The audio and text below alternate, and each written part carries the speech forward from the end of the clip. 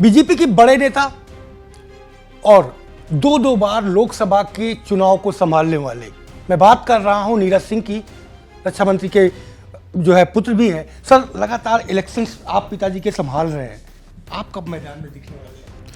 देखिए, हम लोग भारतीय जनता पार्टी के एक समर्पित कार्यकर्ता हैं। इस पार्टी ने हमें बहुत कुछ दिया है। अब समय है कि हम अब इस पार्टी को क्या दे सकें और इस पार्टी के माध्यम से इस देश और समाज को क्या दे सकें।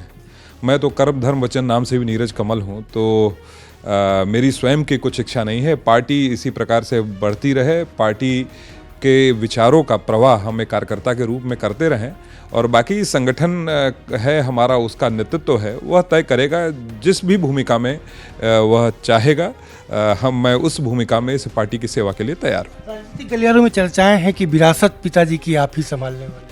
देखिए, यह कोई वंश के आधार पर जो है यह पार्टी नहीं चलती है, और विरासत जैसी बात कम से कम भारतीय जनता पार्टी जो लोकतंत्र में विश्वास रखती है, कम से कम वहाँ तो बिल्कुल भी नहीं है।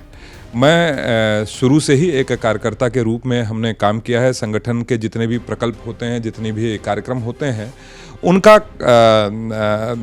उनका जो है निर्वहन करना, और साथ ही साथ जो हमारी लखनऊ की विशेष जो जनता है वह हमारे परिवार स्वरूपी है, उनकी सेवा भी हमारे लिए साधना रूपी है। एक बड़ी चुनौती है, क्योंकि रक्षा मंत्री जी ज़्यादातर देश और विदेश के कार्यों में व्यस्त रहते हैं, उनकी लोकसभा के लोगों को संतुष्ट रखना एक बड़ी चुनौती है। जितने कार्य इस लोकसभा में हुए हैं वह अपने आप में जनता के अंदर एक संतोष का भाव पैदा करते हैं, और यही कारण है कि लगातार 3 बार से माननीय रक्षा मंत्री जी लखनऊ का प्रतिनिधित्व कर रहे हैं, और यह अटल जी की कर्मस्थली लखनऊ रही है, और उसका सर्वांगीण विकास हो इसकी चिंता की गई है।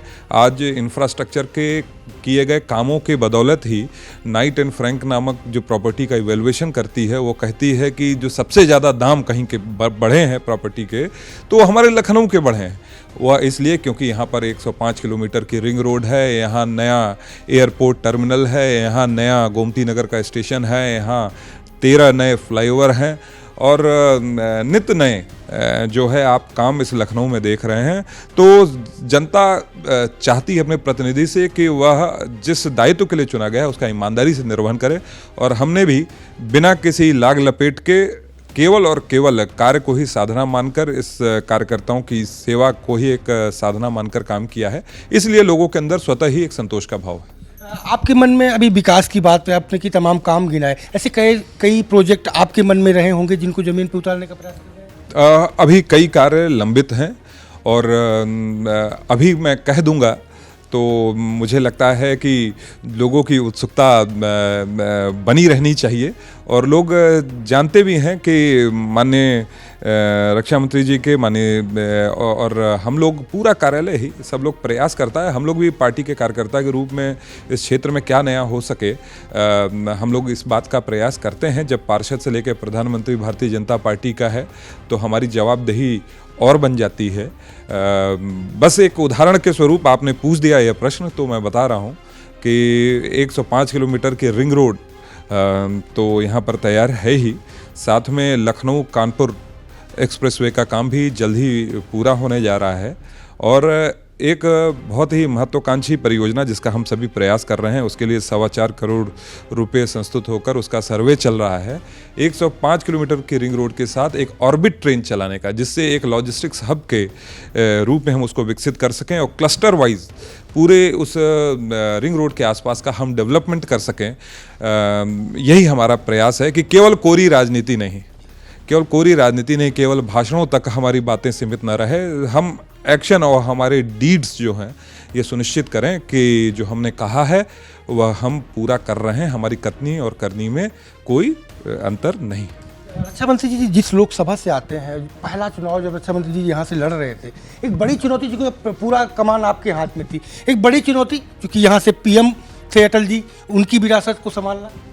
निश्चित रूप से जिस धरती का प्रतिनिधित्व स्वयं पंडित अटल बिहारी वाजपेयी जी ने किया हो, हमारे बाबूजी लालजी टंडन जी ने किया हो, तो निश्चित रूप से उस क्षेत्र के अंदर उनकी आकांक्षाओं अपेक्षाओं को हम पूरा कर सकें, यह तो चुनौती थी ही, पर हमारे लिए यह और आसान हो गया कार्य करना जब भारतीय जनता पार्टी की केंद्र में भी सरकार आई। और 2017 के बाद जब माननीय योगी जी की सरकार भी जब इस उत्तर प्रदेश में आई, तो डबल इंजन की सरकार ने यहाँ पर जो भी हम योजनाएं कार्यक्रम ज़मीनी स्तर पर लाना चाहते थे उसके क्रियान्वयन में हमें काफ़ी मदद मिली है। और तभी बहुत ही तत्परता से मैं कह सकता हूँ कि करीबन 50,000 करोड़ से ज़्यादा के काम हमने सूचीबद्ध करके पिछली बार 2024 में जनता के बीच में गए थे, और उसी के आधार पर हमेशा 3 चुनाव से 50% से ज़्यादा हमें मत प्राप्त होते चले आ रहे हैं। अगला सवाल मेरा राजनीतिक थोड़ा सा, अभी कुंभ का मेला संपन्न हुआ, लेकिन शंकराचार्य को लेकर के विवाद की स्थितियाँ सदन में भी देखने को मिली।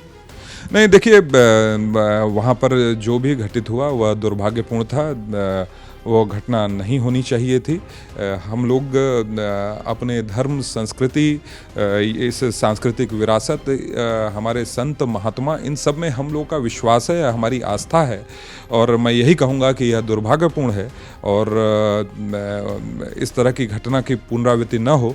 मुझे लगता है कि हमारा नेतृत्व इस बात की भी पूरी चिंता कर रहा है। सवाल में विपक्ष लगातार SIR को लेकर के सवाल पार्टी पर उठा रहा है, सरकार पर। मैं मानता हूं कि इसी प्रकार का सवाल वह विधान सभा जब बिहार का हो रहा था उससे पहले भी उठा रहे थे, और उसके बाद वह एक भी साक्ष्य प्रमाण नहीं दे पाए कि कोई भी वहां पर धांधली हुई थी। अगर ऐसा था तो उनको कोर्ट में जाना चाहिए था, अपनी बात कहनी चाहिए थी, पर आपने देखा होगा कि बिहार विधानसभा के बाद कोई भी कोर्ट नहीं गया, किसी प्रकार की शिकायत लेकर विपक्ष पार्टी नहीं गई। यह इसी तरह से हर चुनाव से पहले एक प्रोपेगेंडा बनाने का प्रयास करते हैं, और जनता आज की समझदार है, बहुत जागरूक है, ऐसे प्रोपेगेंडा के जाल में वो फंसने वाली नहीं है। और SIR की प्रक्रिया की तो मैं भूरी प्रशंसा करता हूँ कि जो आधी आबादी महिला जो हमारा वोटर है, आपने देखा होगा बिहार में पुरुषों से ज़्यादा बढ़कर उन्होंने मतदान किया, वहाँ पर भी मत प्रतिशत बढ़ा है बिहार में भी।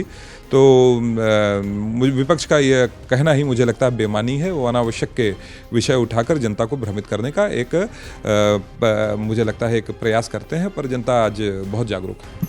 मेरा अगला सवाल कि एक किताब को लेकर के कहीं न कहीं राजनाथ जी को घेरने का प्रयास पिछले दिनों सदन में किया गया, आप उसे क्यों कैसे देखिए, यह सदन की गरिमा के अनुरूप नहीं था।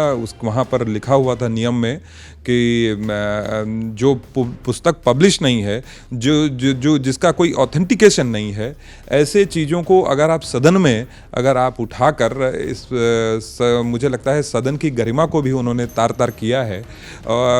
किसी भी संवैधानिक संस्था में हमारे विपक्षियों का कोई भी आस्था नहीं है। वह संसद की गरिमा गिराते हैं, वो जुडिशरी पर प्रश्न खड़ा करते हैं, वो चुनाव आयोग पर प्रश्न खड़ा करते हैं। यह उनके चरित्र में है, और जनता इन चीज़ों को बहुत अच्छी तरह से समझती है, और वह अपने प्रधानमंत्री नरेंद्र मोदी जी पर वो विश्वास करती है कि देश की अखंडता, संप्रभुता से किसी प्रकार का छेड़छाड़ कोई भी नहीं कर सकता जब तक प्रधानमंत्री के रूप में हमारे नरेंद्र मोदी जी हैं। अगला सवाल मेरा ये कि यूपी सरकार की अगर नंबर देने की बात की जाए तो योगी सरकार को कितने नंबर देंगे? निश्चित रूप से मैं तो 10 में से 11 दूंगा, और मैं इसलिए कहता हूँ ये बात क्योंकि यह कृष्ण की जन्मस्थली वाली उत्तर प्रदेश है, ये भगवान राम की जन्मस्थली वाली उत्तर प्रदेश है। और यह बात तो आप भी मानेंगे कि कल को दिल्ली या फिर दूसरे राज्य में कोई गलती से भी अगर गाड़ी के आगे आ जाए तो लोग कहते थे कि ये यूपी वाला भैया होगा कोई, या फिर ये कह देते थे कि अरे वहाँ पर तो उत्तर प्रदेश में तो केवल गुंडे बदमाशों का राज है। कोई अंसारी गैंग की बात करता था पूरब के, कोई भाटी गैंग की बात करता था पश्चिम के। आज उसका उत्तर प्रदेश का गौरव वापस लौटाने का जो बात हो रही है वो हमारे मुख्यमंत्री ने पूरा किया है। आज बात हो रही है यहाँ अयोध्या में भगवान राम की जन्मस्थली पर भव्य राम मंदिर की, वहाँ पर नए एयरपोर्ट की बात हो रही है, बुंदेलखंड एक्सप्रेसवे की, पूर्वांचल एक्सप्रेसवे की बात हो रही है, इन्वेस्टर समिट की और यहाँ पर साइन किए गए MOU की बात हो रही है, हमारे कुंभ की। आज एक पूरे या उत्तर प्रदेश को एक कल्चर टूरिस्ट स्पॉट के रूप में पूरे विश्व के अंदर मान्यता मिल रही है, तो मुझे लगता है यह गौरव मिला है तो हमारे मुख्यमंत्री योगी आदित्यनाथ के कारण ही मिला है। इसलिए मैं कहता हूं कि 10 में से मैं उन्हें 11 नंबर देता हूं। चलते चलते सवाल मेरा और लास्ट कि अगर नीरज जी को ऑफर करती है पार्टी तो वो लोकसभा सीट कौन सी? पार्टी अगर दरी बिछाने को कहेगी तो दरी बिछाऊंगा, और पार्टी किसी बड़े से बड़े नेता के सामने सीना अड़ाकर खड़ा होने को बोलेगी वो भी कर दूंगा। बहुत शुक्रिया हमको समय देने के लिए और बात करने के लिए। तो आपने सुना राजनाथ जी के पुत्र नीरज जी का, जिनको साफ तौर पे कहना कि पार्टी जो आदेश देगी दरी बिछाने का तो दरी भी बिछाई जाएगी, लेकिन अगर किसी बड़े नेता के खिलाफ भी खड़ा करेगी तो सीना तान के चुनाव लड़ा जाएगा। कैमरा पर्सन निखिल वाजपेयी के साथ Sanjay Pratap Singh Chauhan, live news X, Lucknow.